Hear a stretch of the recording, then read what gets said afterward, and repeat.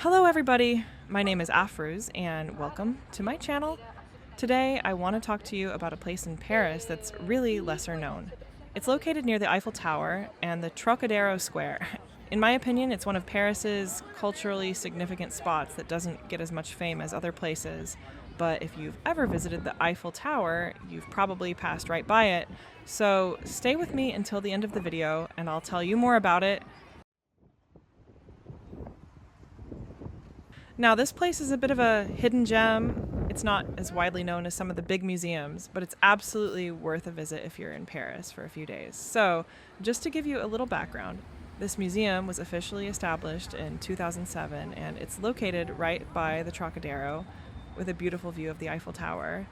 Inside, you'll find all sorts of fascinating things. Small-scale models of famous Parisian buildings, important architectural landmarks, profiles of renowned architects, and a whole range of exhibits that run throughout the year. It's a spot that's really close to my heart because it's a place where you can see architecture in a new light and it's not as crowded as some of the more famous museums. So if you're ever in Paris, definitely put this on your list.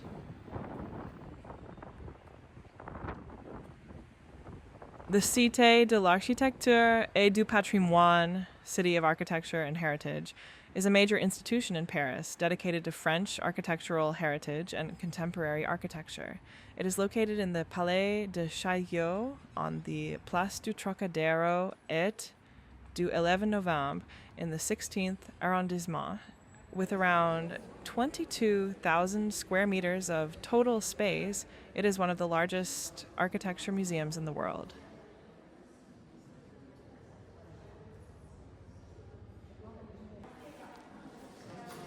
So welcome to the Cité d'Architecture et du Patrimoine. In this tour, I'll guide you through each floor of the Institute in detail, so you get a full sense of what each level offers. Let's starting with the ground floor. This is where visitors are introduced to the foundation of architectural heritage.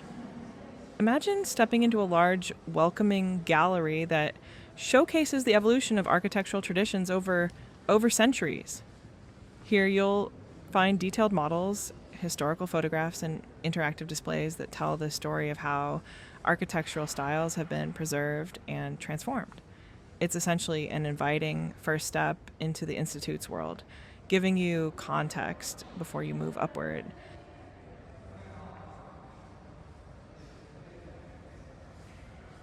On this level, we really immerse ourselves in the historical epochs of architecture. We have entire sections dedicated to different historical periods, such as classical Greco-Roman architecture, where you'll see detailed exhibits on columns like Doric, Ionic, and Corinthian styles. Each of these sections explains not just the architectural features, but also the historical context of where and how these elements were used. We'll also look at vaulted ceilings and arches that were prominent in Roman architecture and then carried into Renaissance and Baroque periods. You'll find detailed models showing how these architectural elements were constructed and which famous buildings around the world used them. In other words, the first floor is like a time travel through the ages of architecture. And we'll spend a good few minutes talking about how each historical style evolved and was applied in different regions. This will give your viewers a really rich, detailed understanding of the architectural heritage on that first floor alone.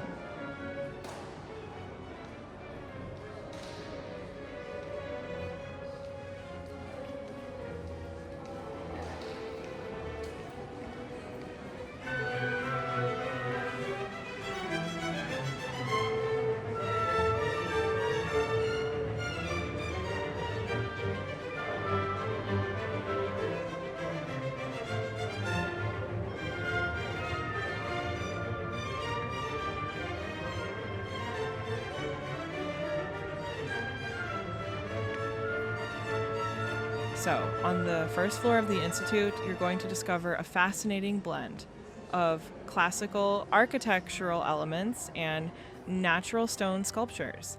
In other words, this floor is like a mini encyclopedia of classical architecture brought to life. You'll find replicas of iconic architectural features, like a small-scale model of the Arc de Triomphe from the Champs-Élysées. This lets visitors see up close how those arches were constructed and how the sculptures on them were crafted.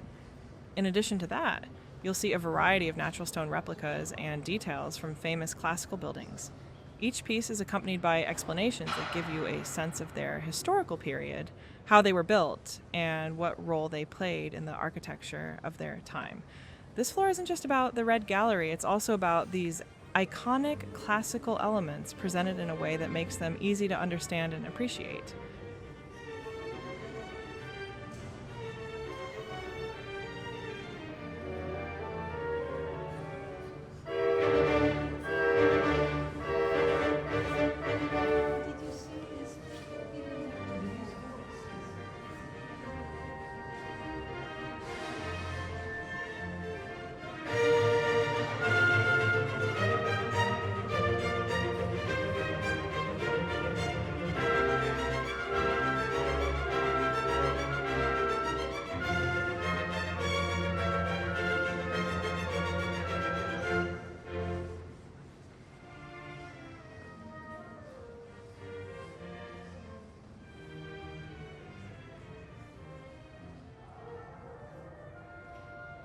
So here you'll find a striking red gallery.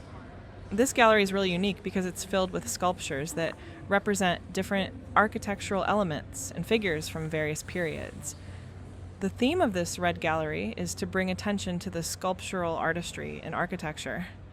Each sculpture or fragment you'll see here is like a piece of a puzzle from famous buildings around the world. You might see a beautifully sculpted capitol that once topped a column in a Renaissance building, or a decorative arch fragment from a Baroque palace. The gallery also includes explanatory panels that dive into the time periods these sculptures come from. For example, you might have a section devoted to Gothic architecture, explaining how these intricate stone carvings were made and what they symbolized in their historical context. You'll find a special section on the craftsmanship behind these sculptures, how artisans of different eras carved them, what tools they used, and how these elements were integrated into buildings.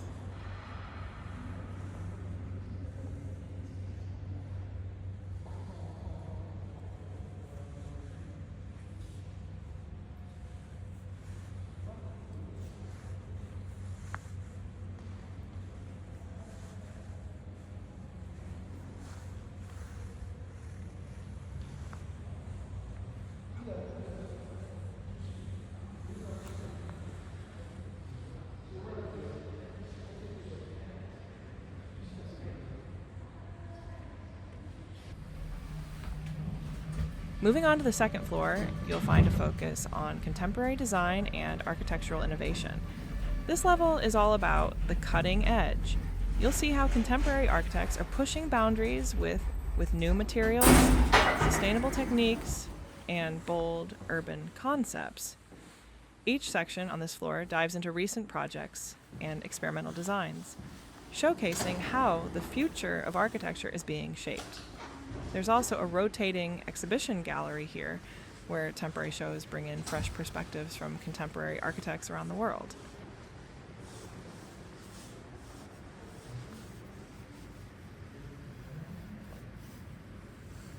On the second floor, you'll actually be treated to a beautiful panoramic view of the Eiffel Tower and the surrounding cityscape. It's a really delightful sight that lets you appreciate Paris from above, and it sets the mood before you step into the next gallery.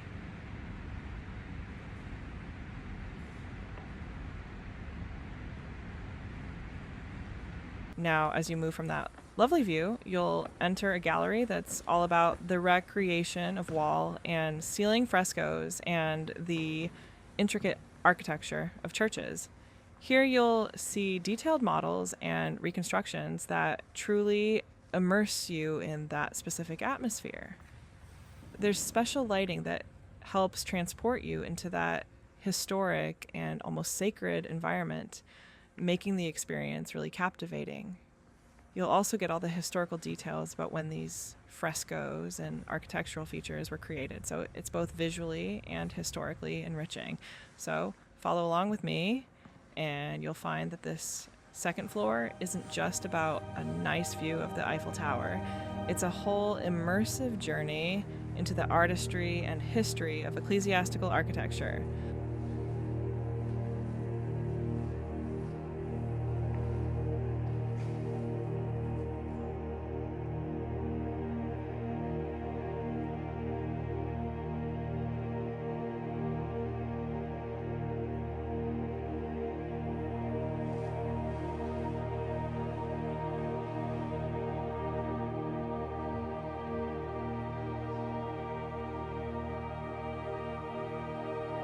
Walking through these corridors and hallways and seeing these reconstructed architectural pieces truly takes you on a journey through time and space.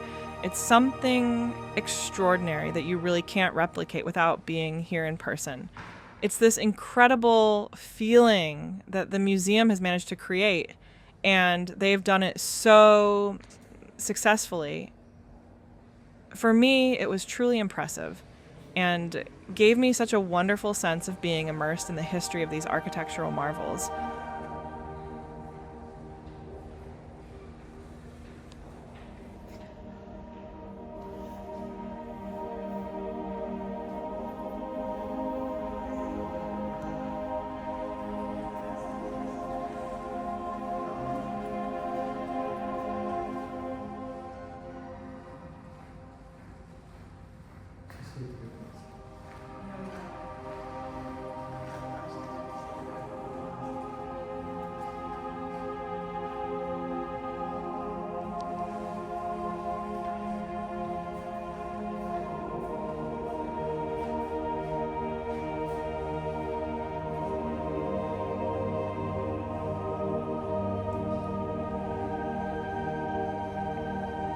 On the second floor, when you step into the contemporary and modern section, you're immediately surrounded by a fascinating array of models and visual displays. This area is dedicated to showcasing modern architectural innovations, and you'll find yourself exploring a variety of sleek contemporary designs that represent the cutting edge of architecture. In the first couple of sections, you'll see a series of models that illustrate how modern architects are using new materials and sustainable methods. You'll find miniature versions of buildings with glass facades, green rooftops, and innovative structural forms. Each model is accompanied by detailed explanations of the design concepts and the creative thinking behind them. As you move further in, there's a section that focuses specifically on urban projects and how contemporary architecture interacts with city environments. You'll see models of entire urban areas demonstrating how modern buildings are integrated into the urban fabric. They really bring to life how contemporary architects think about space, environment, and the people who will live and work in these spaces. In another part of this floor, you'll encounter interactive displays that show the evolution of certain landmark modern buildings. These displays might include digital screens where you can see how a building concept evolved from an initial sketch to a final construction. It's a great way to understand the creative and technical processes that go into modern architecture. Toward the end of the contemporary section, there are also models and examples of experimental architecture, things that push the boundaries of what buildings can be. So within that contemporary and modern section on the second floor, you'll come across some really iconic architectural examples. For one, you might find a model and information about the Eiffel Tower itself, showing how it's designed by Gustav. Eiffel was revolutionary for its time, and how it became a symbol of modern architecture. You'll also see examples from other famous architects. For instance, there could be models of Le Corbusier's modernist designs or Zaha Hadid's fluid futuristic structures. These models and displays showcase how these well-known architects have shaped the skyline of modern cities and influenced contemporary design. By integrating these iconic examples, the second floor really brings to life the work of legendary figures in architecture. It's like walking through a who's who of modern architectural history, and it makes the whole experience that much richer and more engaging. All of these elements together make the second floor an incredibly rich and detailed experience. You get to see not just the finished forms of contemporary architecture, but also the thought and innovation behind them, all in a way that's immersive and engaging.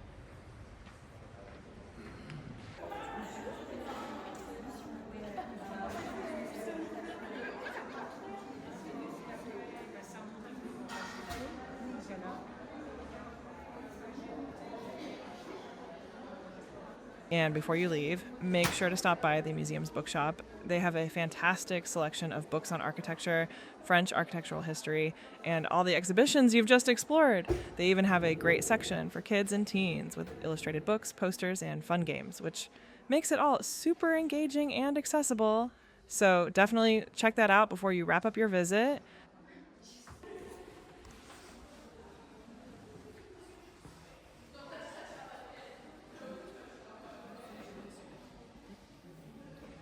So, just to wrap things up, I have to say I absolutely love browsing through the books here. Every time I visit, I find some really inspiring titles, and they host some truly fascinating exhibitions as well. Plus, the museum is located right near the Champ de Mars and the Eiffel Tower, along with many other beautiful landmarks in Paris. If you're in the area, it's definitely worth planning a visit. A little tip: I'd recommend setting aside at least an hour or two to explore the museum properly. Architecture is such a big part of the culture and history of any place, so it's really worth taking your time.